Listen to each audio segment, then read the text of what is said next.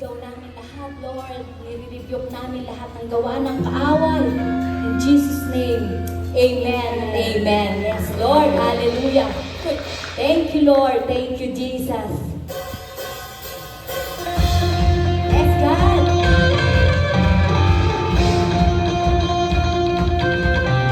Woo!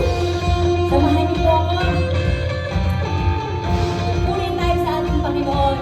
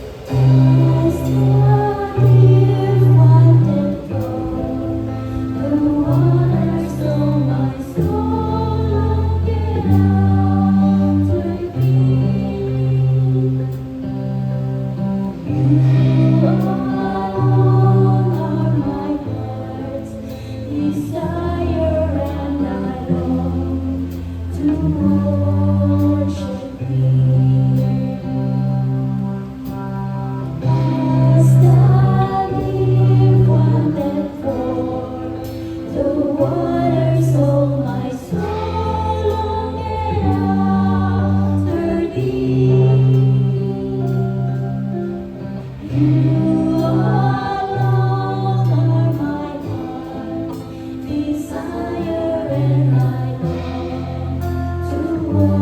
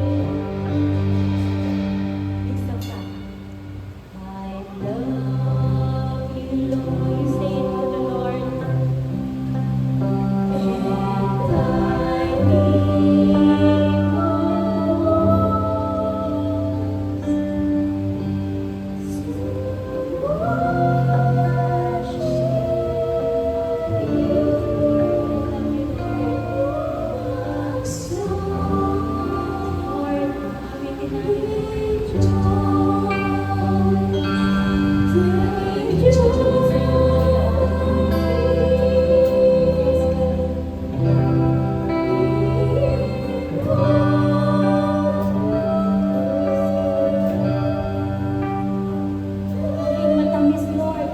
Sa iyong pagkunan, sa iyong pag-ibig, Lord.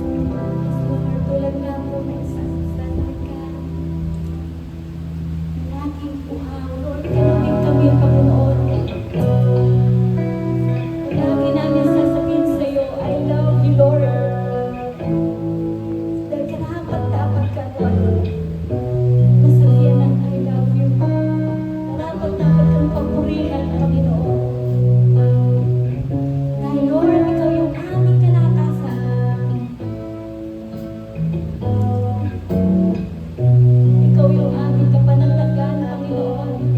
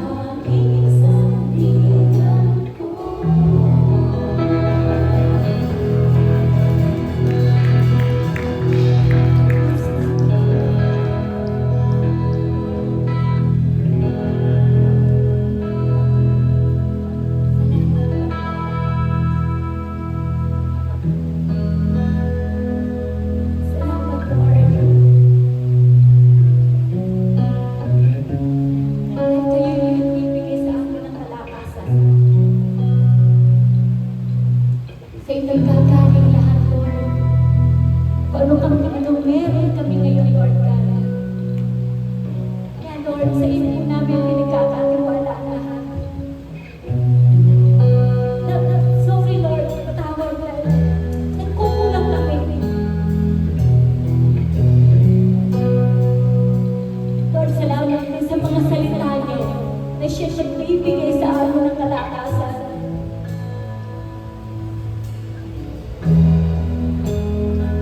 Lord, tulungan mo kami ng pagtuloy kami, Lord, na magtiwala sa iyo. Na kahit ano man yung sitwasyon, ano man yung nangyayari, ano man yung wala pa, hindi ba namin makukuha yung answer prayer, Lord? Patuloy lang na ipagkatiwala namin sa iyo. Magtiwala tayo. Lord, alam ko marami ng kasagutan, Lord, sa mga pinapanalangin namin sa iyo. Salamat, dahil may Diyos kami ng buhay. Diyos na nagbibigay sa amin, Lord, ng kalakasan. Diyos na nakikita kung ano meron kami, Lord. Kung ano meron kami ngayon.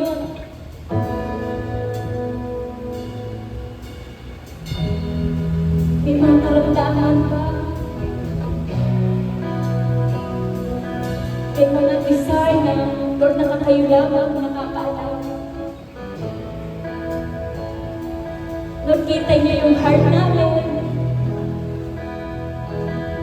Kaya nakakakita ng puso namin, Panginoon. Kaya salamat, Lord.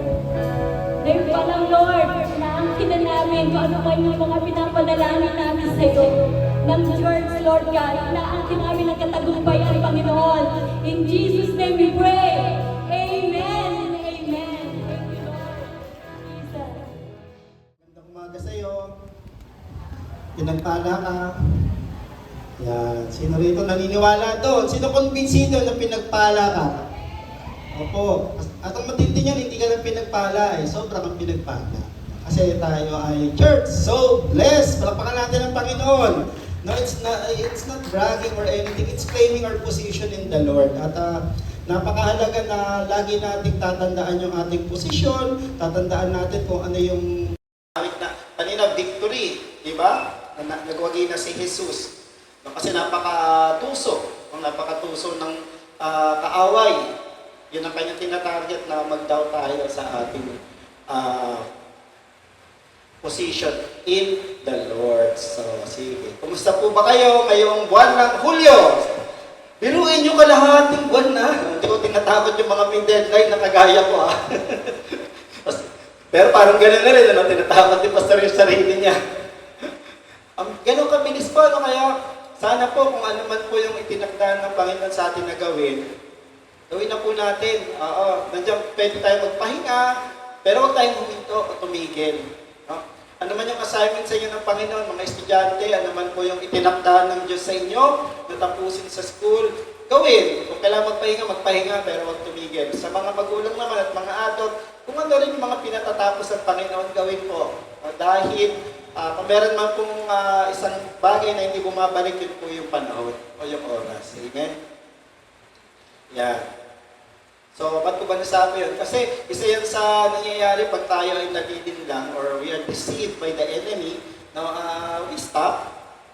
Now, we stop in doing our assignment from the Lord. We stop in doing the purpose God has set for us. Ano yung pinapagawa niya sa atin? Kasi bawat isa sa atin may assignment from the Lord. Sabi mo, may assignment. Okay? Alam po yung iba, allergic sa salitang assignment. Na, ma'am? Bawal nga magbigay ng assignment sa mga estudyante pag weekend, kaya buti na lang, hindi nyo ako marereport sa DepEd. Na Pastor, report namin kaya kay Pastor Hiram. Nagbibigay kayo ng assignment sa amin, linggong-linggo. No? Anyway, maganda po, balikan natin kasi napakahalaga na tayo ay naka-align with the purposes of the Lord. At yun yung ating pag-uusapan ngayon, that is what we will go through. Now, someone who's given an assignment from the Lord. No? Someone is given an assignment to fulfill. At malaking assignment ito, malaking purpose. Kasi kung hindi niya ginampanan yung purpose na yun, hanggang ngayon po, baka mga animist pa din tayo. Ano yung animist? Sumasamba po sa kalikasan, sumasamba sa bagay. Yan, kung hindi po niya ginampanan. At yan ay si Apostle Paul. Siguro to start, subukan mo na ba na nagawa mo ng lahat, pero at the end of the day, tinimbang ka pero kulang pa din. Sino ganon? Ginawa ko na lahat, baka, ba't ganon, at the end of the day, ako pa din yung nagkulang, ako pa din yung masama, no? May na-disappoint, may na-discourage sa atin. Sino nakaka-relate sa ganon? Ano? Ginawa ko na lahat, nasermonan pa ako ni Pastor. Kung naganon ko po kayo, patawarin niyo po ako, ha? Humingi po ako ng paumanin, Pero alam ko, bawat isa sa atin, we had our share, no? Giving our best, no? Binigay natin yung tatlong letter T ng buhay natin, yung ating time, yung ating talent, yung ating treasures, no? At minsan yung treasure ka natin, kakarampot na lang, pero binuhos pa natin, hindi lang sa church, to help other people, pero bandang muli, parang tayo pa din ang may sala, pagkukulang. So, ano pakiramdam ng ganon? Masaya ba? Sino na-encourage ng gano'n? Ginawa ko lang, tapos nakakarinig ka pa ng panumbat, na negative na-encourage pa tayo, lalo gawin pa ulit? Hindi, And gaya po natin, si Paul naranasan niya yan. Naranasan niya po yan. Ginampanan niya yung kanyang dapat gawin. Kaya lang, reality po talaga is we cannot please all people. Now, someone talaga will disagree, someone will be left dissatisfied. At yun yung nangyari. And yung ating sisilipin po ay paano niya napagtagumpayan yon, nang sa ganon, mapagtagumpayan din natin. Kung tayo ay dumadaan doon, or, God forbids, kung tayo ay dadaan doon. Yan. So kung dumadaan tayo doon, ito po ay intervention. Kung tayo naman po ay dadaan pa lang, in Jesus' name, wag na sana. Ito po ay prevention. Okay, so let's pray. Heavenly Father, we thank you for your presence kanina. Lord, and we continue to desire and long for that same hunger and thirst, that same thirst ng isang pusa na sobrang uhaw. Lord God, nagpapant po siya. Lord, sa sobrang uhaw po niya, talagang na-appreciate po niya kahit nakatiting na patak ng tubig. At mag-e-effort po siya na maghanap ng tubig. At ma-realize po niya na ang tubig, buhay. Ganun din po nawa kami, Lord, give us that longing, Lord, that your words are life. At sabi niya nga po, sino po ang tumanggap ng tubig na inaalok niyo, sa kanilang puso, magkakaroon po ng bukal. Springs of living waters, Lord God. And let those springs of living water just encourage us in moments of disappointments and discouragement. And let those springs of living water refresh us, Lord God, as it refresh other people, Lord God. Refresh us. That to take a rest, kung kailangan namin magpahinga, and then to continue. Pero wag po umayaw. Kaya we ask, Holy Spirit, for your unction this morning. We ask for the spirit of revelation, spirit of transformation sa bawat isa. Baguhin niyo po kami ng inyong salita. Huwag lamang niyo po kami patalinuin. Lord, we ask, Lord God, for doers, not just hearers of your word. In Jesus' name, everyone agree? Amen. So balikan natin. What will make us go forward? What will make us, ano ba tawag nito? Be resilient. Ayan, tawag. Sa resilient kasi yan yung pagpupursige. Magpursige pa din. Yun nga, sabi ko, huminto kung kailangan huminto. Parang dito lang po, may mga hirap umakyat. Pag hindi kaya, hinto muna. Tapos akyat ulit. Dahil hinto, akyat ulit. No? Ganun po, wala pa naman tayong lugar na yung talagang first floor. Ganun din, Pero, this is one thing na magandang mag-sink in sa atin whenever we face, yun nga, the challenges of disappointments, because people are disappointed with us. Pag nadi-disappoint sa atin, minsan nadi-disappoint na rin tayo So napakahalaga po for us to be settled and established in Christ. Kasi yan po yung ginawa ng demonyo, ginawa ni Lucifer kay Eva at Adan. He inserted doubts. Sabi mo, doubts. Pagdududa sa kanilang pagkatao, sa kanilang pagkakalikha na wangi sila ng Diyos. Di ba? Tanong niya, sinabi ba talaga ng Diyos?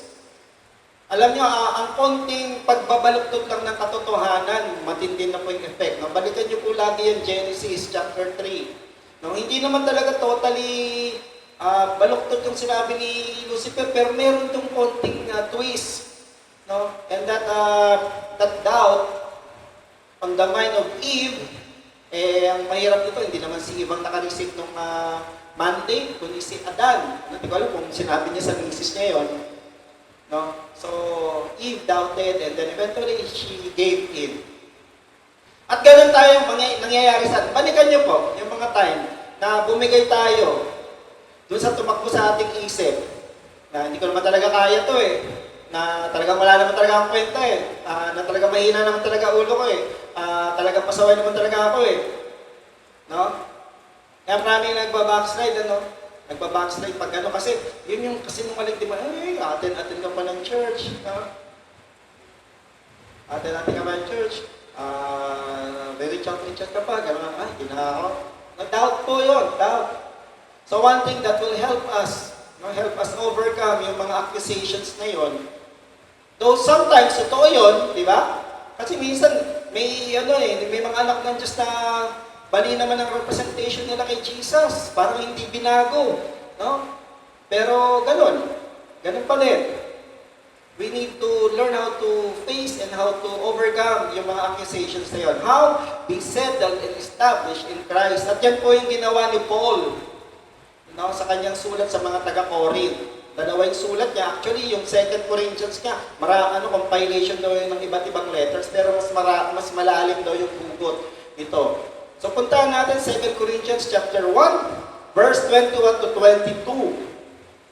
Now, open your Bibles or scroll your Bible. Ano man challenge ko po dito? Try natin magdala ng physical Bible pag Sunday. Okay? Magdala tayo ng physical Bible. Baka hanggang ngayon, hindi pa natin alam hanapin kung nasaan yung Corinthians, Galatians. So, ayan, 2 Corinthians chapter 1, verse 21 to 22. So, bago yan, ang dami ng sinagot ni Paul, ang dami niya ng nilinaw, no? Pero dito, nagbukas na siya ng kalooban niya, he opened his heart, no? His heartache. Nasasaktan din pala ng lingkod ng Diyos. Alam niyo ba yun? Nasasaktan din ang lingkod ng Diyos. Tandaan po natin ang lingkod ng Diyos, nung yan po ay naglingkod sa Diyos, nung yan po ay tumanggap kay Jesus, kayo po, naintindihan ko, nung tinanggap si Jesus, nandiyan pa rin po yung damdamin nyo. No, ng damdamin na nasasaktan, nadidisappoint, nadidiscard. Naintindihan ko po yun. Sana intindihin nyo rin po na miski mga lingkod ng Diyos, nasasaktan din. Kaya lang, ang tingin natin, bawal silang masaktan, bawal silang mag-discourage.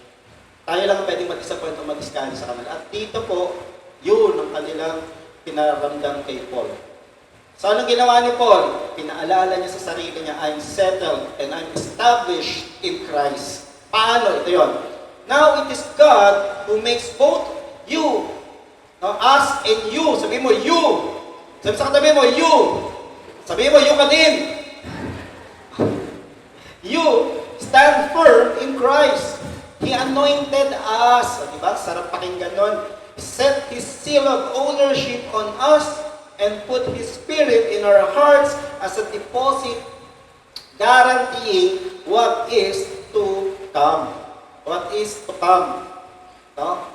So yan po yung kanyang pinaalala. At alam ko sa bandang baba pa po, mas matitindi pa po yung pinaalala. Pero tingin ko sapat na itong dalawang verse na ito muna na pag nilayan natin every time, no, we encounter the challenge, no, we encounter the point of na-disappoint tayo na, no, kasi ginawa natin lahat, pero kulang pa din kasi si Paul, no, si Paul, ang context po nito, binuksan niya yung puso niya sa mga taga-Corinto, no, sa taga-Corinto.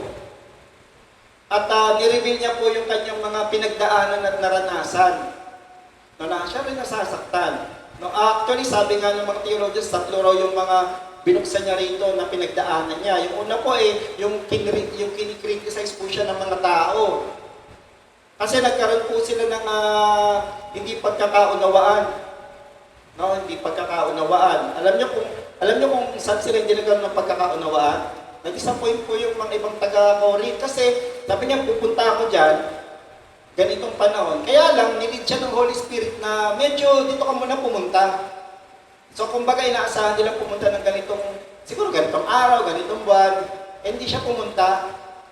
They were disappointed with him na walang integrity yan, sabi pupunta. But Paul was directed by the Holy Spirit No, so may misunderstanding. At normally po, ang isang pagkataon naman, lalo na the bigger the expectations, the deeper the wounds po. The deeper the wounds of disappointment. Mas malaki po yung inaasahan natin sa isang tao, pag hindi po niya nahagip yun, halimbawa po, ganito kalaki yung inaasahan natin, ganito kalaki po yung magiging offense dun sa atin, yung ililikano. So, ganun po. No? Isa pa lang yun. Okay, isa pa lang yun. Meron pa po, meron din po kumukontra sa kanyang authority at integrity. Yun nga, kinwestiyon yung integrity niya. Wala naman pala isang salita yan Tapos may mga false teachers po doon, At ang subject, ang tingin nilang suspect po doon, may isa siyang leader na gusto na didisiplinahin na. Doon po sa 1 Corinthians yun. So alam niyo naman, yung i-discredit yung leader. Minsan, pag si pastor nagdisiplina, ang kontrabida si pastor, hindi yung dinidisiplina. Yan. Tandaan po natin lahat ng ginagawa ni pastor, para po sa kabutihan ng lahat po yan. Wala pong mapapala si pastor pagka parusa lang ang parusa, galit lang ng galit. Pero siya hindi ganun. So, opposition po sa kanyang ministry of authority. At dagdag pa doon, ang dami niyang tinaan ng mga bansa, yung pong persecution, yung pananakit sa kanya, Alam niyo, nakaramdam siya ng despair, kaya binuksan niya yung puso niya. Naging bukas. Naging bukas. At dito, pinapaalala niya sa mga taga-Corinth, at maganda po ngayong umaga na ito, pinapaalala niya lahat sa atin, maaaring dumaan po tayo from disappointments of other people that affects our resolve, yung ating resolution, at tapusin ko ito, kasi nawawala na yung gana natin kasi nakakawalang gana naman, ginawa ko ng lahat Time, talent, treasure, ganun pa din. Kulang pa din. Alalahanin natin po ito. Pero kung meron po kayo isang matatandaan, sana po tandaan po natin na rely on God's faithful and loving heart to keep us going. Yan po yun. Ito po yung mensahe niya Ano man ang mangyari, asahan nyo ang katapatan ng Diyos. Asahan nyo ang mapagmahal na puso ng Diyos. Para palakasin kayo, para ipagpatuloy ano man yung pinagagawa niya para matapos nyo yan. At naniniwala po ako dito, may iba't iba tayong adversity po, physical, financial, pwedeng emotional, may dinadaanan po, pwede rin namang mental. Yung mental positive po, may struggle sa isip na, ganito, ganyan, iba yung perception. Balik tayo lagi sa Diyos, dahil siya po ay tapat. Yung kanyang puso, mapagmahal. Kaya nga ang description sa pagmamahal ng Diyos, He said po, faithful love. Tapat ng pagmamahal. Yan. So paano kaya? Anong apat dito na pwede natin hugutin so that we will be established, we will be settled in Christ. Minsan po, kakalas tayo. Pero maganda, alam na natin, pwede tayong bumalik. Okay? So, yun po yan ganun po kahaba ang pagmamahal at pasensya ng Diyos at ay kumalas siya, narinig na niya yung mensahe. Minsan basta nabasa ko na, pero minsan hindi ko magagawa, ayun na. So, yun. Gusto niyo po maging consistent kayo sa pagtupad sa salita. Sino gusto ganun, maging consistent sa pagtupad? Ang suggestion ko po sa inyo, magturo po kayo. Kasi, nakakahiya kung tinuturo natin, hindi natin ginagawa. Ito po, ang lakas ng loob ni Pablo na ituro to kasi ginawa niya. I'm here po na, in all honesty, marami po kapitasan pa. Height, ganun height, ilong, ganun, gagalit na naman yung misis ko. Sabi na naman niya, wala akong face pala. Erase. Ganun din po, maraming struggles po. Pero, isang bagay po na nagbibigay sa akin ng lakas na tumuloy, pero tanggap niyo naman po ako. May pagkukulang, pagbalik ko po sa inyo, alam ko tatanggapin niyo pa rin ako. Kaya po nung tatay sa prodigal son na story. So ito yung pwede natin gawin, 4, mabilis po. Unang bagay dito na pinaalala ni Paul to say, para lagi natin sasabihin, tandaan nyo, I'm settled and I'm established in Christ. Sabihin mo lagi yan pagka nagkakaroon ka na ng doubt. Sabihin natin ito, may maganda inuulit tayo Di ba? Kasi ano ba yung lagi natin inuulit? Sablay naman ako eh. Palpak ako eh. Ako, pinapagalitan ako ni ate din. Ano? Kasi alam niya, medyo may difficulty ako minsan pagka, tanggapin mo naman na minsan, pumapalpak din yung desisyon. Ganon. So ano po ba yung maganda yung paalala natin na ano man ang mangyari, I'm established and I'm settled in Christ. No? And I'm a work in progress.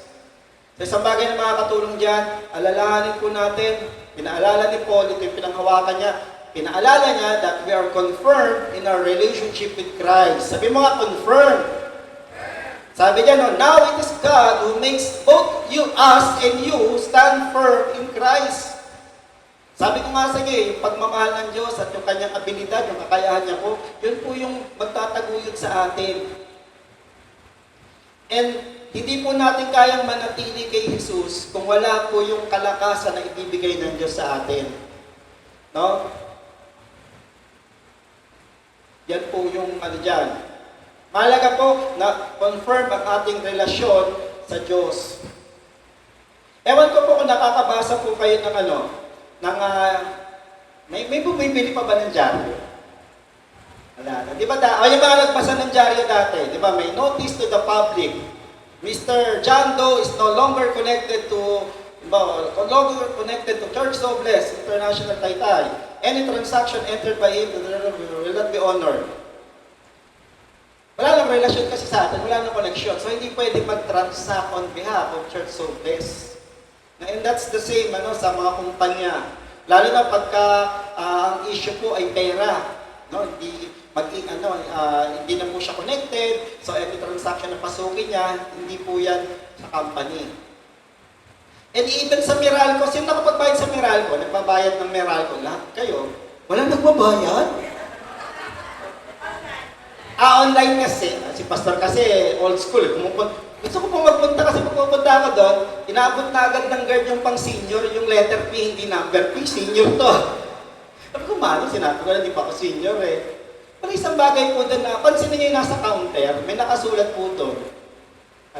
Don't transact with an authorized person, presenting themselves as employees of Meralco. Kasi, ang haba ng pila, bayad ko na po kayo. Saan po? Saan mo babayad? Maya-maya, bye-bye tunti kayo na pag-uwi mo, puputulan. Hindi, bakit ako doon na? Kasi hindi na-establish yung relasyon nung kumuha ng pera. And ganun din po. Paul wanted to remind the faithful and us that God confirms our relationship with Jesus. Siya mismo po. No? Sabi niya, makes both us and you stand firm in Christ. Dito po ang magandang gawin natin lagi pag may struggle tayo. Turn to God when in doubt. Okay pa ba? Okay, Lord, sumablay ako. Okay yan. Diba? Tandaan mo lagi yung 1 John 1:9. Diba? Na pag naging tapat at mapagpakumbaba natin aminin ng pagkukulang, patatawarin niya po tayo. Pero sana pag humingi ng kapatawaran, humingi rin po ng kalakasan. No, na wag ko na po maulit yun. Tulungan niyo po ako sa struggle ko doon. Okay? So turn to God when in doubt about our position and commission. Ano yung commission? Hindi po yan yung nire-receive pag nakabenta. Commission, ibig sabihin yung binigay sa atin na gagawin. Kasama tayo sa mission, kaya mission. Pag nag-doubt tayo, hindi, si Lord ang nagbigay nito and nabigay niya to kasi may relasyon ako kay Jesus. Yun yung gustong ipaalala ni Paul sa sarili niya at sa iba. Ito yung inaalala ko itong ginagawa ko galing kay Lord ito. At nanggaling to kay Lord kasi nagkaroon ako ng relasyon kay Jesus. Kay Jesus. John 6:44, tingnan nyo. No one comes to me unless the Father who sent me draws him. Sabi, no one can come to me. So, kayo po naririto, tinanggap nyo po yung panawagan na lumapit sa Diyos in worship, pananambahan. Pero Diyos po nagbigay sa atin ng desire. Diyos po nagbigay sa atin ng kakayahan na overcome yung hiya. Ay, praise the Lord. No? Sabi ganon.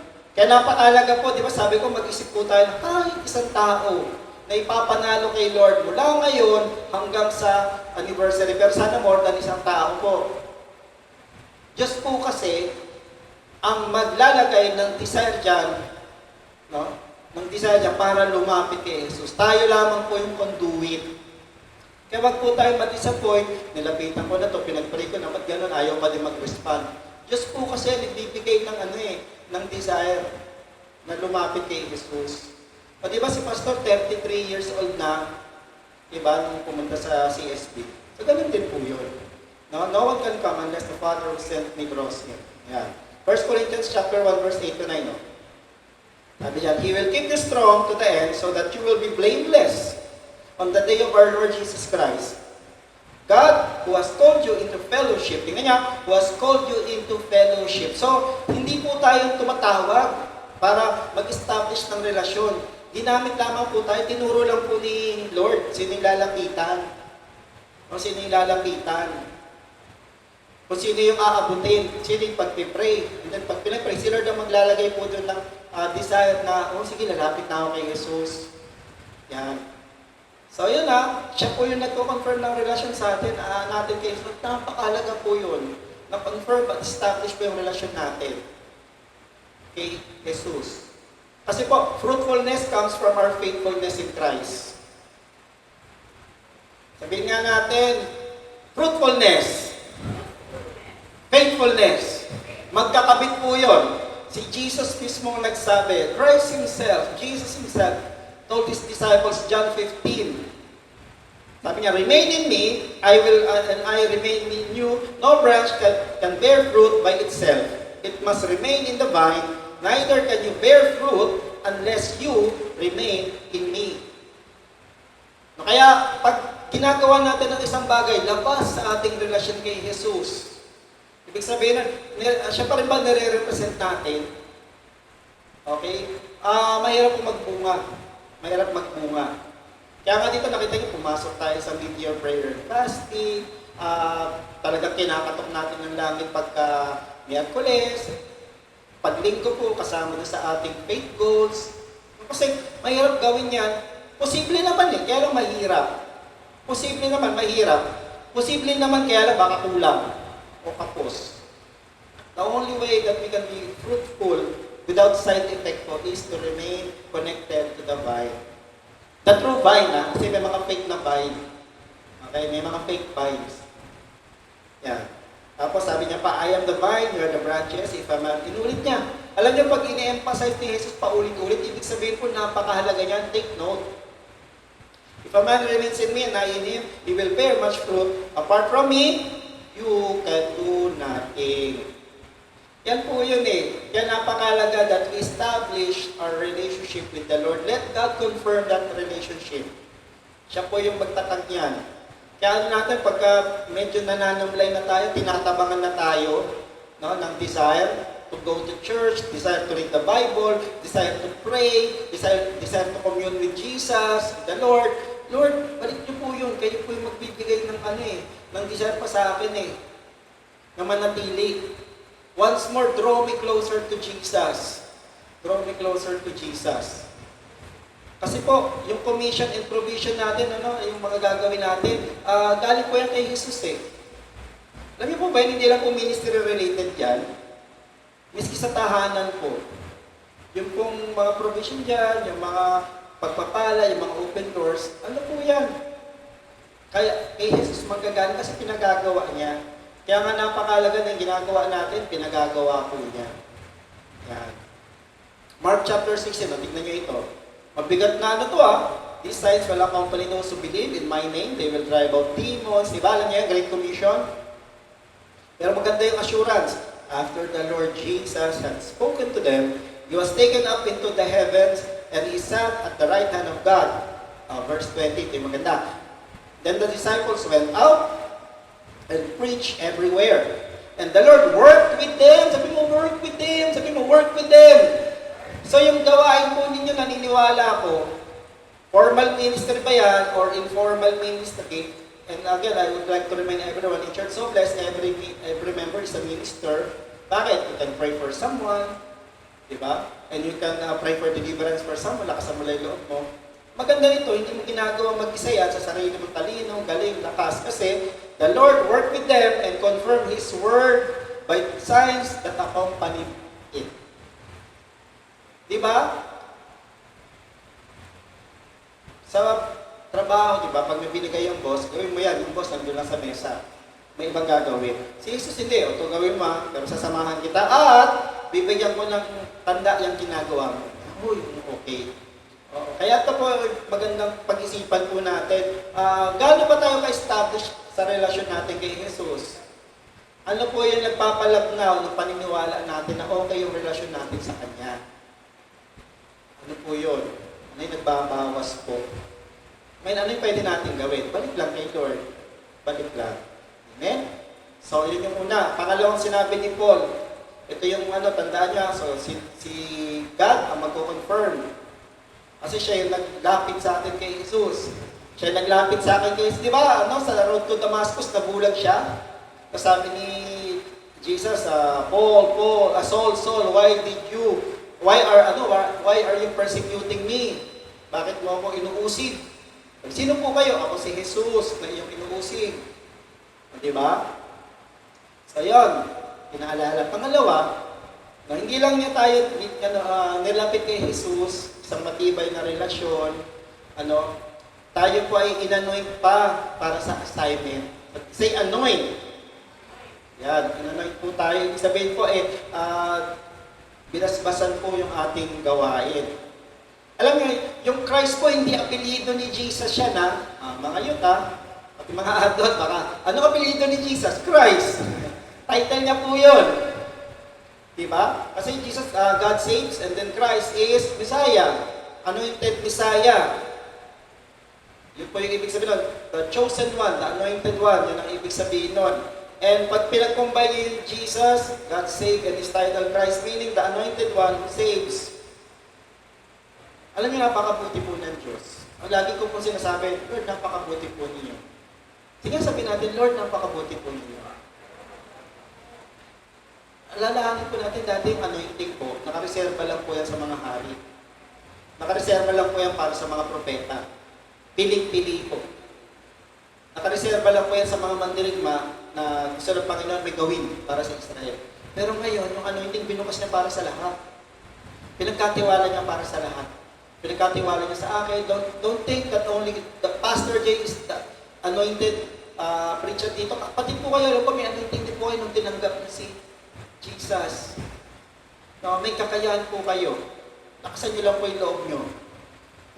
Sino nabibless sa mga nilalakasan yung loob nila na mag-sermon dito? Sino nabibless? Palakpakan naman natin po sila. Gusto niyo po ba silang barinig ulit? Minsan? Sige, request. Sino po yung gusto niyo i-request niyo? May yumuyo ko na sa likod, May yumuyo ko na sa likod sa harap ko, Yan. Anointed po tayo. Sige, sabi sa katabi mo, anointed ka. Ang tanong dito, saan ka in-anoint ni Lord? Yan. Si Pastor Jay, hindi po in-anoint ni Lord ng instrumentalist. Kaya pag ako pinatugtog niyo dyan, madidistract po kayo. Gano'n. Pag ako po pinag-worship niyo, hindi naman, maawa si Lord. Sige, breakthrough na nga, anak. Bago pa bumigay yung boses mo. Kasi hindi po yun ang yung binigay sa akin nila sa amin, preaching, teaching, writing. Encouraging. So kayo din po, may kanya-kanya po tayong role. Parang yung daliri ng kamay. May kanya-kanyang gamit. Imagine mo, pag nakati-tenga mo, ito yung pinangkamot mo. Sakit nun. Diba? Nangati yung ilong natin, ito yung puro ganito na kalaki yung kamay natin. Nako, hirap na. So God anointed us. Kaya lang sinabi pinaalala ni Paul, He anointed us. Sinabi, it's God established us, He anointed us. Meaning, God poured out His Holy Spirit to fill us after we gave our life to Jesus. Kasi tatanungin, bakit yung pala sabi yung pastor? Kasi nga, nung tinanggap natin si Jesus, pinuno, di ba ang kasunod doon the filling of the Holy Spirit, yung pagpupuno, pinuno tayo. At kayo po, alam ko, pinuno kayo ng Banal na Espiritu. Kaya lang kailangan po, magpapuno tayo palagi. Kasi as we minister before others, as we minister before the Lord, as we face the challenges of the day, parang tumatagas siya. Kaya kailangan, Lord, sige, punuin niyo pa po ako. Pero ang punto po niyan, nilagyan niya na po tayo. At yun yung pag-usapan natin later on po. Pero sa ngayon, ito, just be assured that God anointed you to fulfill an assignment from the Lord. At yun yung pinaalala ni Paul. Kasi naapektuhan na rin yung mga kasama niya, yung team niya, naapektuhan na rin po. Naapektuhan na rin, pinaalala niya. Acts chapter 10, verse 44-45, tingnan niyo to. Si Cornelius, inimbitahan niya si Peter. Sino si Cornelius? Siya yung pagan na, na sundalo. Pero nung inimbitahan niya si Peter, tingnan niyo nangyari. While Peter was still speaking these words, the Holy Spirit came on all who heard the message. So, hindi sinabing some. Hindi sinabing si Cornelius lang kasi siya kinausap ni Lord. Hindi sinabing yung pamilya lang ni Cornelius. Pati inimbitahan niya kasi nag-invite siya eh. No, kaya ito po pala, please pray if you want to open your home to a Bible study. Panalangin niyo po. No? Panalangin. Iba po yung wini-welcome natin ang presensya ng Panginoon sa ating tahanan. Okay? So while they were still speaking, the Holy Spirit came on all who heard the message. And the circumcised believers, nagulat yung kasama ni Pedro, uy, mga Hudyo, die hard. Sabi nagulat sila, uy, bumuhos ang banal na Espiritu kahit sa mga Gentile, hindi natin kalahi. Dati ang alam nila, exclusive lang sa kanila kasi sila chosen generation, chosen na lahi. Pero nagulat sila. Maganda pong panghawakan ito ng anointing, hindi lang sa iilan lang. Para sa lahat po yan ang tumanggap kay Jesus. Na tumanggap kay Jesus. So dahil pinupuno po tayo at pinuno tayo, we need to let the Holy Spirit in before going out for Jesus. Okay? Papasukin muna ang Banal na Espiritu bago po tayo lumabas at gawin yung pinagagawa niya. Kasi yun po yung bilin niya sa Acts chapter 1 eh. Bago kayo, Judea, Samaria, sabi niya gano'n, antayin niyo muna yung padadala ng tatay ko. Yung Holy Spirit. At yun ang ginawa nila. For quite some time, they were in the upper room praying and waiting. And then tingnan nyo, nung pumunta, libo agad ang na-born again. Thousands were won over. Diba? Binigay nila yung buhay nila kasi kumikilo sila with the anointing of the Holy Spirit. Yung unang sermon ni Pedro, 3,000 agad, na born again. Ngayon po, 3,000 sermon na, isa pa lang ang nag-born again. 3,000 na yung pagba-Bible study, 3,000 oras na yung Bible study. Wala pa rin tumatanggap. Dadali po yun, if we have the unction of the Holy Spirit. Ang maganda po niyan, tanggapin natin yung katotohanan na dala natin ng Banal na Espiritu saan man tayo magpunta. Unless, kinread natin siya. Kinread natin siya. John chapter 20, 21-20. Tingnan nyo to. Again, Jesus said, "Peace be with you, as the Father has sent me, I am sending you." Sabi na doon sa nangihintakutan na 11, patay na pala si Judas. Pero ano ginawa niya? Bago niya pinaalis, He breathed on them and said, "Receive the Holy Spirit." Tignan nyo, nauna mo, sinabi niya, padadala ko kayo, then in-equip niya sila by breathing the Holy Spirit on them. On them. Napakalaga po that we are filled with the Holy Spirit as we do God's assignment. And don't think na assignment lamang po ninyo ay pagiging Bible study leader, worship leader, pastor, intercessor. Opo. Pero ang pagiging nanay, tatay, pagiging lola, lolo, pagiging tsuhin, tiyahin, pagiging anak, pagiging estudyante, pagiging empleyado, boss, it's also an assignment from the Lord. It's also an assignment from the Lord. And dahil assignment from the Lord yan ang mission field natin, we need the Holy Spirit para gawin yan. Ano man po ginagawa natin pag andyan ng Holy Spirit, ang dali pong gawin. At ang maganda dyan, the Holy Spirit enables us or helps us give acceptable services to God. Everyone say acceptable service. Ano po yan? Mga magagandang gawain, nakatanggap-tanggap sa Diyos. Kasi pwedeng may magandang gawain, kung hindi naman yan yung pinagagawa ng Diyos, hindi pa rin po katanggap-tanggap. Case in point po, 1 Samuel. Ang utos ng Diyos, kay Samuel, pakisabi kay Saul, yung mga yan, lipulin. Hindi pambata yung mga kwenta na yon. Lipulin, wala kayong titira. Pati alagang hayop, nakita niya, ang tataba, uy, matutuwa si God dito. O di ba maganda yun, ibibigay yung matataba, na baka, tupa, kambing. Maganda yun, ano? Offering sacrifices. Pero nalugod ba ang Diyos? Hindi. God was grieved. Diba? Matter of fact, He was not just grieved. Nagsisi pa siya. Diba? Kung babasa niyo po yung first Samuel, nagsisisi ako at si Saul lang ginawa kong hari. At right there and then, maganda yung ginawa niya, nag-alay siya, pero hindi yung pinagagawa eh. So kahit maganda pala, pero hindi yun ang pinagagawa ng Diyos, it's disobedience. Ano yung nangyari? Right there and then, umalis pa yung anointing sa kanya.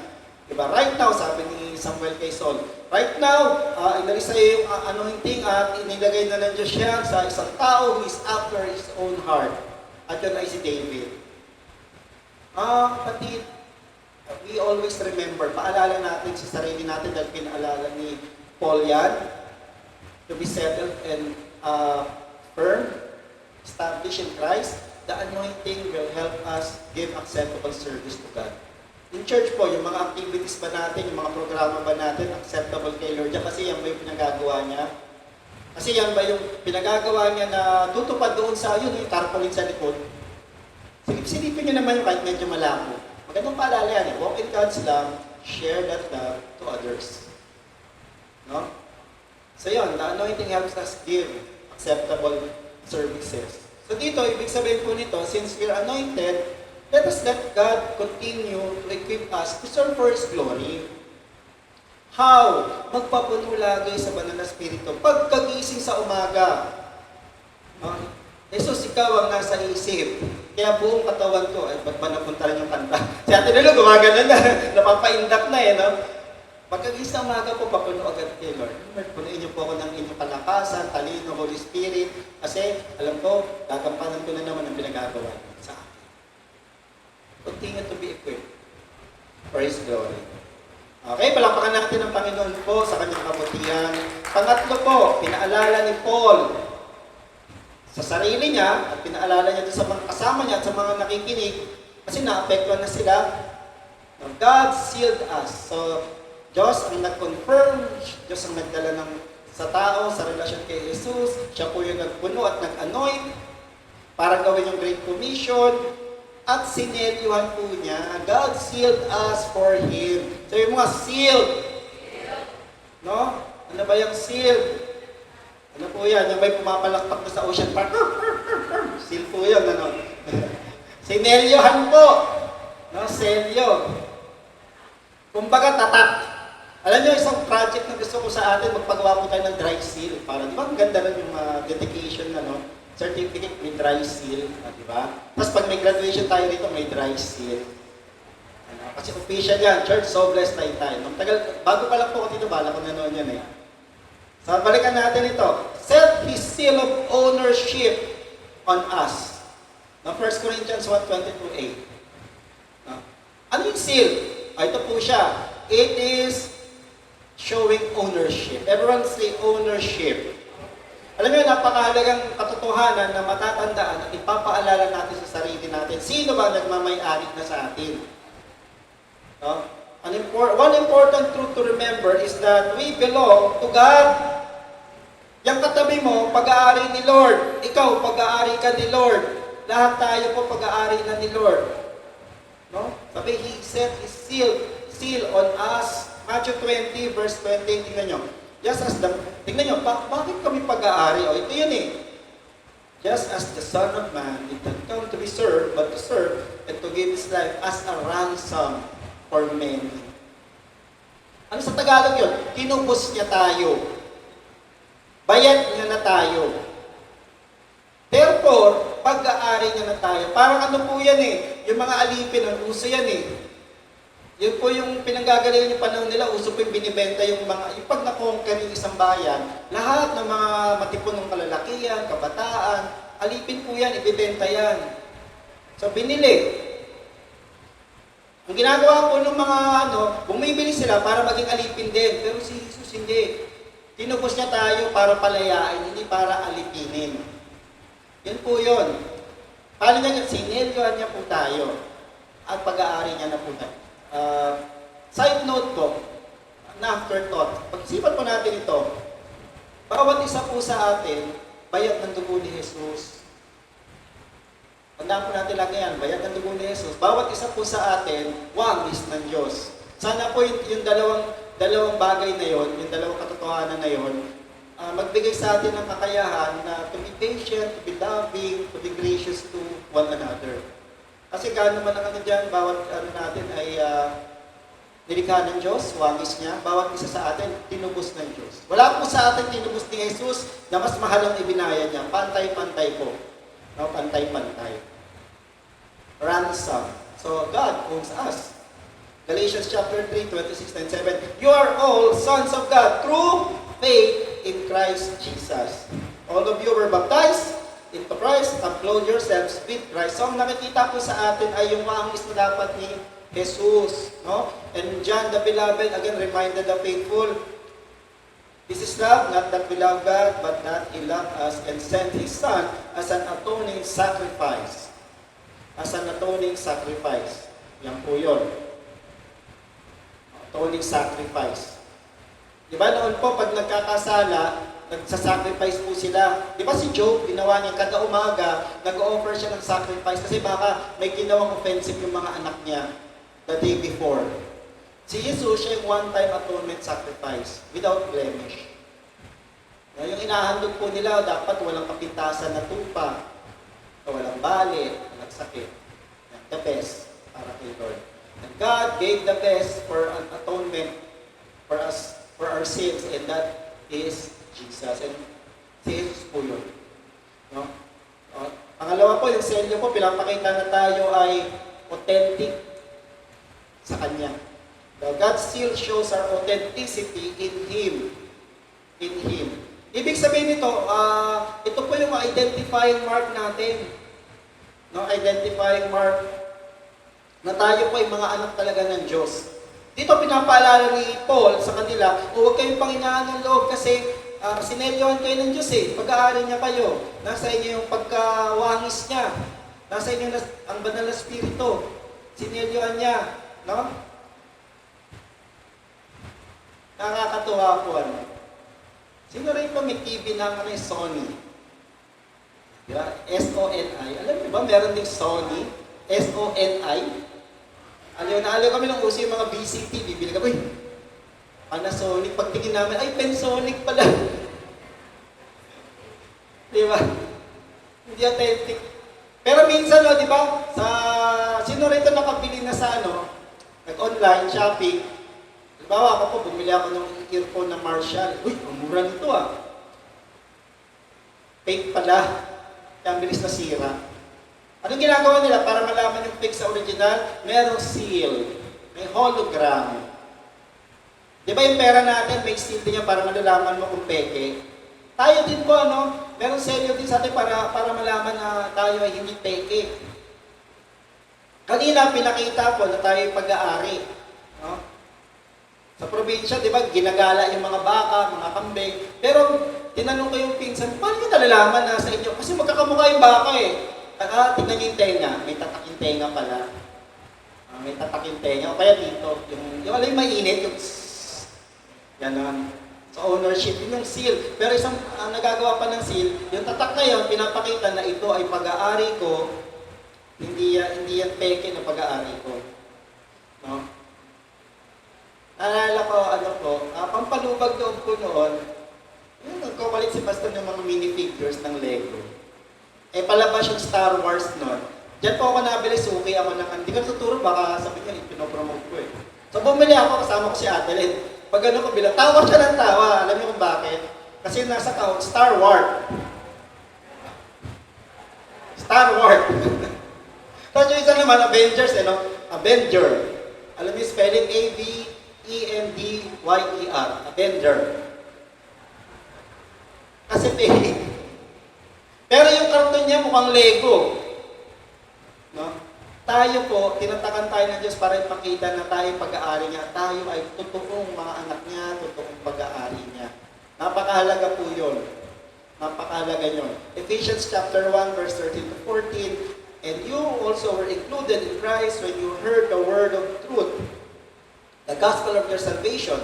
Having believed, you were marked in Him with a seal, the promise, Holy Spirit. Ano yung number 2 kanina? Tayo ay binigyan, in-anoint ng Holy Spirit. Yun po yung selyo natin. Yun po yung tatak natin. No? Yun ang tatak natin. Para saan? Handa tayo. Who is a deposit guaranteeing our inheritance until the redemption of those who are God's possession, to the praise and glory. Yun po yun. Ownership, authenticity natin. Ano pa yung seal? It provides preservation. Everyone say preservation. Bakit preservation? Di ba? Ay, pag-aari pala ito ni Johnson. Hindi ko nagagalaw itong baka na to. Matindi yun eh. Di ba? Ay, pag-aari pala ni ano to. Hindi ko nagagalawin yan. Di ba? So, nakita ng demonyo, uy, pag-aari pala ng Diyos to. Hindi ko nagagalawin yan. True story po, no? In early days of deliverance, narinig ko itong kwento na ito, na ipasa lang naman. Naniniwala po ako ng anak ng Diyos, hindi madaling kulamin. Naniniwala kayo doon? Na kayo hindi kayo basta-basta tatablan ng kulam. Paano? Dahil tayo ay sembyado ng Diyos. Alam po ng mga mangkukulam, alam po ng mga kampon ng dilim, kung tayo po ay authentic na anak ng Diyos at hindi. Kinuwento po yan ni, sino nga ba yung isang general ni Satan. Kinuwento niya, hindi makapalag daw yung mga pupunta siya sa church para i-curse. No? Para i-curse yung mga church, kaya nagkakagulo doon. So may time, nakatagpo siya ng katapat, ang tindi ng presence ni Lord. At doon yung Holy Spirit, and nagmamanifest. So na-deliverance siya. So nakatingin lang yung mga kasama niya, demonyo, yung spirit sa siyempre, siya lang nakakita, nakatingin lang doon sa bintana. Sorry, hindi ka namin masasakluluhan. Yung mga tao dyan, authentic na anak ng Diyos, dala nilang banal na spirito. And sinabi po yan ng may mga nagko-confess po na, yung mga na born again ng mga mangkukulam. Kita po nila pag ang isang tao po ay isang wagas na anak ng Diyos. Pag yan, kinulam, alam yung kulang curse kasi yan it's a form of curse. Ang anyong nga lang niya, orasyon, bumabalik sa kanila daw. Bumabalik sa kanila. And I believe that. Kasi naikwento ka naman sa inyo, yung mga pamangkin ko po, hindi naman po sa pamamayabang, nung mga bata, nakita yun naman po nung bata pa, di ba? Ang cute, pero never ko pong narinig na nausog sila. At yung pag may pinalay, pero usog, lawayan mo naman. No? Wala na. Never po. Never. Ano pa? Pupunta sa lamay. Ay, pagpag muna tayo. Kasi wala po. Bakit? Seal that preserves us. Seal na ito, pag-aari ng Diyos, huwag mong gagalawin ito. Kaya nga di ba prayer natin, say, Devil, look at the blood of Jesus and tremble. Pag-aari kami ni Jesus. Ganun lang po, ganun yun. Pagka may kakaibang po nangyayari sa bahay natin. No, kasi yung seal na yan, protection natin yun. And when we are protected, we are preserved. 1 Peter chapter 1, verse 3 to 5. Praise be to the God and Father of our Lord Jesus Christ. In His great mercy, He has given us new birth into a living hope through the resurrection of Jesus Christ from the dead. Ayaw na. And into an inheritance that can never perish, spoil or fade, kept in heaven for you. Tingnan niya, who through faith are shielded by God's power. Na-run na natin ito sa sermon eh. Iniingatan po tayo. Hanggang kailan? Hanggang dumating po si Jesus muli. Hanggang dumating si Jesus. Kaya kailangan po natin yung seal ni Lord para makita ng kaaway, ay totoo nga anak ng Diyos to. Ay totoo nga. Pag-aari siya, nasa pag-iingat siya ng Diyos. No? At yun yung gusto niya paalala sa sarili niya, magiging sa mga kamanggagawa niya. Sa manggagawa niya. Kaya makikita po natin, when we are sealed by God's Holy Spirit, the enemy cannot steal. Tandaan po natin yan. Remain sealed so that the enemy cannot steal from you. Magpaselyo po tayo sa Panginoon. Panatilihin po natin yung selyo ng Banal na Espiritu sa buhay natin. Panatilihin po natin yung selyo ng Diyos sa atin. para hindi tayo mapagnakawan. There will be oppression, no? Pero mapagtatagumpayan po natin yan. Amen? So, pag-isipan natin na i-maintain natin yung selyo na yun nandun sa buhay natin. Nilagay niya yun eh. Nung tinanggap natin siya, in-establish yung relasyon sa Kanya. Amen? Sige, palakpakan po natin ang Panginoon as we go to the final reminder. So, kayo, kinonfirm ni God, tilapit sa Kanyang anak, kayo inanoint, dahil meron kayong mission. Pangatlo, kayo, sinelyuhan, tanda ng Kanyang pag-aari sa inyo, tanda ng Kanyang pag-iingat sa inyo, tanda na kayo ay tunay na anak niya. Ano kaya pangapat? Pangapat po dito, pinuno niya tayo ng Kanyang guarantee. Now, He put His Spirit in our hearts as a deposit, guaranteeing what is to come. Sana po, walang natitrigger sa salitang guarantee, ha? Sino rito na nasubukan ng, Mari, sama ka naman, bakit maglo-loan ako? Pirma ka naman, guarantor. Di ba? Nanay ko po. Di ba? Nanay ko, ilang beses siya nag-guarantor. Ano yung trabaho ng guarantor? Pag hindi makapabayad, yung nanghirap, siya magbabayad. Kaya namatay na po yung nanay ko, nagbabayad pa po kami, walang patawad po yung walang patawad. Dapat sa batas po, pag namatay na may utang, murado na yun eh. Murado na yun eh. So anong meron dito? May nilagay palang Diyos na deposit sa atin, guaranteeing what is to come. Ano yung what is to come ba? The glory of Jesus. What is to come? The fulfillment of the day of the Lord. No? The day that will be a day of judgment, no? Sa mga kaaway ng Diyos. Pero ano yung guarantee? Balikan natin yung Old Testament. Guarantee gives assurance of the fulfillment of a promise. Yun nga. Pangako, babayaran ko yan. Pag hindi ko nabayaran, siya magbabayad. Okay, kaya paalala mo sa katabi mo, huwag kang mag-guarantor. Yan ha. Pag may nalaman ako nag-guarantor sa inyo. Tapa. Ganun yun. Alam, recording pala. Tiro lang. Pero ano yung guarantee? A guarantee is an assurance na magpupulfill po yung pangako or kontrata. Ito po, medyo hindi pang bata na example, pero Genesis 38, verse 17 to 18, ito po si Judah, yung anak ni Jacob. No? Na naghanap siya ng bayarang babae, nakakita siya, hindi niya alam, manugang niya pala yun. So nag-agree sila sa presyo. Alam niya yung prostitution, isa rin sa pinakalumang profession eh. So napagkamalan niya yung prostitute yung manugang niya kasi nagbego eh. So ano ang agreement nila? Anong babayad mo sa akin? I'll send you a young goat from my flock. Yun ang pangako niyang bayad. Pero hindi ko pa dala yung kambing. Sabi niya. Ano yung sinabi ng kausap niya, nakatransact niya na babae? Will you give me something as a pledge until you send it? Kumbaga, anong guarantee ko na dadalhin mo yung kambing? Pagkatapos ng ating transaksyon. Ano yung sabi niya? What pledge should I give you? Sabi ng manugang niya, yung na lang, yung seal at cord mo sa iyong tungkod. So yun, binigay niya, and then nangyari na po yung transaction. Ganun po yun, no? Yung guarantee. Yung guarantee. Kaya, ano po yan, tutuparin yung pangako. Tutuparin yung pangako. Last week, 2 weeks ago, pinagawa ko po yung sapatos ko sa Mr. Quickie. So, tinanong, kano yan? 500, napagalan ako, nayali ko kay 500. Eh, naalala ko, pinatahi ko yung sapatos ni Ate Len sa palengke. Alam niyo yung mga may pwesto lang, nasira yung forma. Kaya natakot ako, magbabayad ako ng 500, tapos masisira yung forma. Dalawang isip po ako. Pero pray ako, Lord, ano ba? Sige na. Ano mo na, nandiyan ka na eh. Sige, please, kailangan po kayo mag-down payment. Okay. Magkano po? Kahit kalahati, 500, kalahati, 250. So, binigay ko po. Ano yung 250 na yun, down payment, guarantee na babalikan ko siya. Tingin ko dati walang ganun eh. Kaya lang, tingin ko baka ang dami sapatos na luma dun eh. Na hindi na binabalikan. So, it's a guarantee po na babalikan. Yung piniprenda, di ba minsan mag-iiwan ng ID para guarantee na babalikan.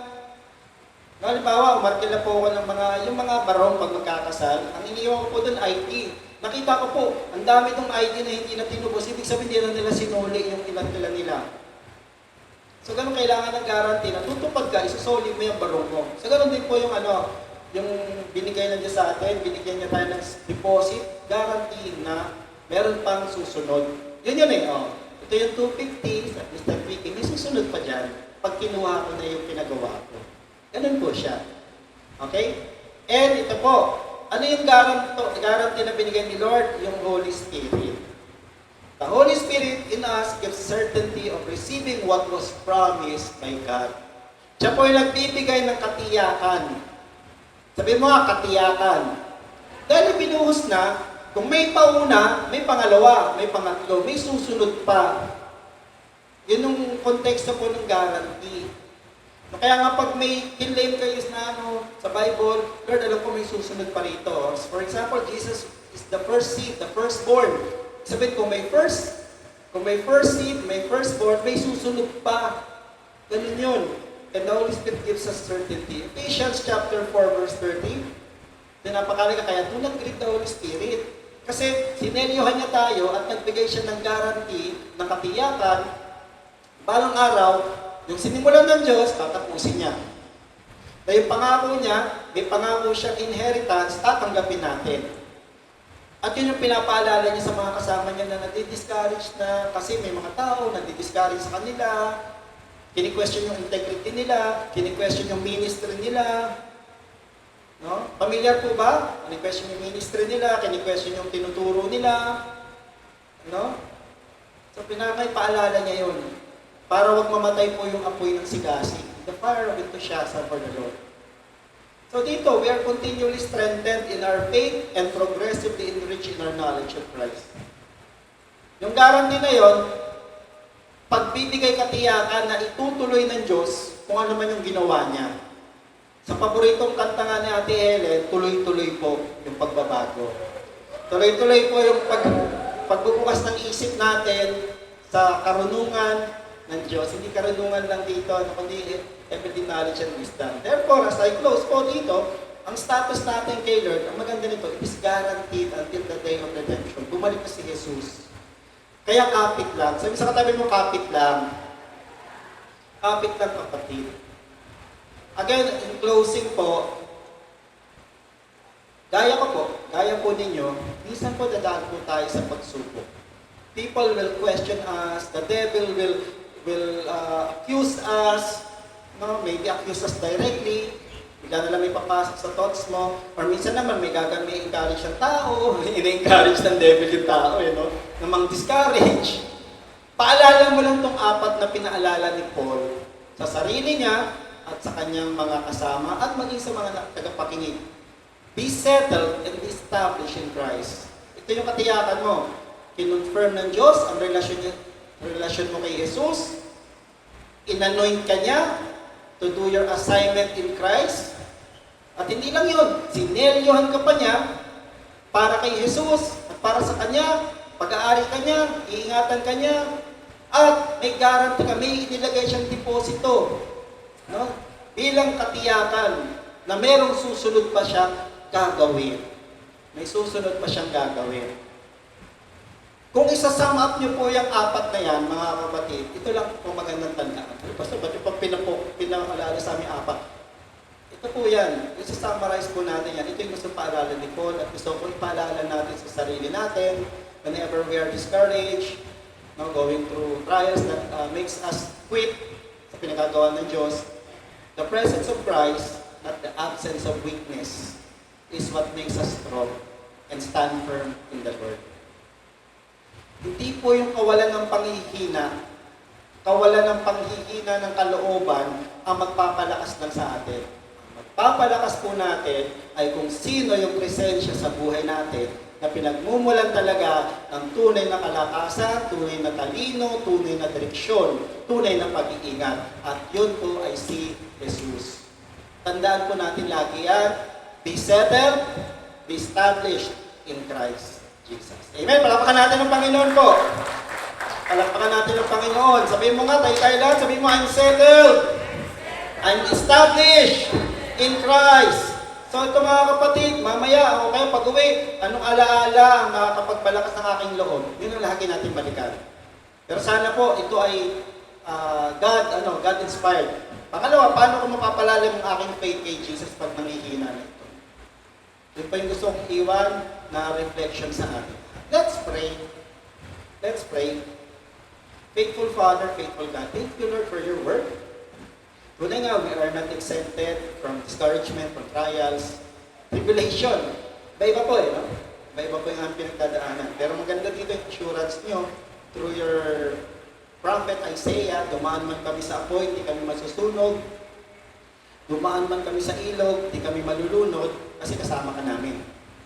Kasama ka namin. Kasi settled kami na kasama ka namin.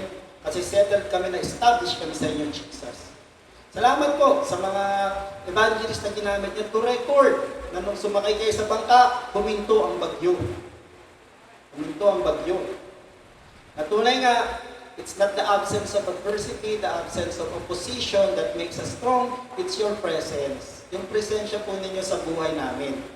Ang siyang magpapalakas sa amin para gampanan ano man yung aming tungkulin at gampanin, whatever roles and responsibilities we have. Ministry related or indirectly related. Kami ba ay nanay, tatay, magulang, anak, kapatid, empleyado, trabahador, manggagawa, may-ari ng isang kumpanya, yung presensya niyo po magpapalakas sa amin para dito. Kaya po, panalangin ko po sa bawat isa, let this truth settle in us, sa aming kamalayan. Kaya niyo po, Lord, katulad nga ng usa na sobrang uhaw sa inyong presensya, yun po yung aming longing. The strength that comes from you, the peace that comes from you, the living waters that comes from you.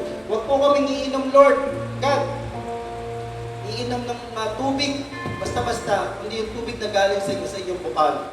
Make us discerning which cistern we will drink from. Saan po kami kukuha ng tubig na iinumin? Baka po kontaminado yan. At kami po, kaya niyo po yung bawat sa amin, Lord, I just pray every one of us, remember that we are confirmed in our relationship with you. Diyos ang naglapit sa amin sa inyo, ang tatay niyo po sa langit. And let every one of us remember that we are anointed in you so that we can do your mission. At hindi lang po kami anointed, Lord God, we are also sealed. Minarkahan niyo po kami. Markado niyo po kami. At higit sa lahat, meron po kayong nilagay ng panimula sa amin na puhunan. Yun po yung guarantee na meron pa po mga susunod kayong gagawin na mangha-mangha sa buhay ng mga kapatid. Kaya Father, I just commit to you everyone. Father, magkaroon po ng bagong kabanata ang buhay ng bawat naririto. May we enter a new season in our life as we enter the second half of 2025. A new season in our faith, a new season in our ministry, a new season in our families, Lord God. A season wherein we will move and have our being in you. A new season wherein we are settled and established in you, Jesus. Yan po yung aming pinapanalangin. Sa pangalan ni Jesus, Amen. Amen. Amen. Palapakan natin ang Panginoon. Again, sabihin mo nga, I'm settled. Settle